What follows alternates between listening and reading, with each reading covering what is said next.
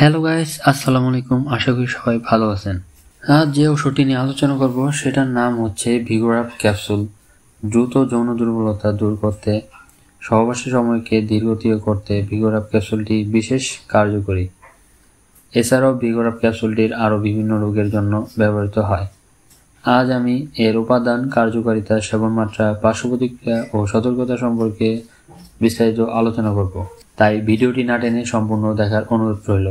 স্বাস্থ্য ও ওষুধ বিষয়ে বিভিন্ন ধরনের পরামর্শ পেতে আমার চ্যানেলটি এখনই সাবস্ক্রাইব করে রাখুন, আর যারা ইতিমধ্যে সাবস্ক্রাইব করেছেন তাদেরকে অসংখ্য ধন্যবাদ।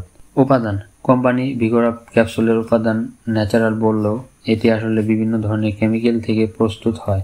যারা ভিডিওতে লাইক করেননি, লাইক প্লিজ, কমেন্ট, শেয়ার করতে ভুলবেন না। কার্যকারিতা: যৌন দুর্বলতা ও রতিশক্তি বোধ। ভিগোরাপ ক্যাপসুলটি দ্রুত যৌনশক্তি বৃদ্ধিতে কাজ করে, সহবাসের সময়কে দীর্ঘতীয় করতে কাজ করে, লিঙ্গ শক্ত ও মজবুত করতে কার্যকর।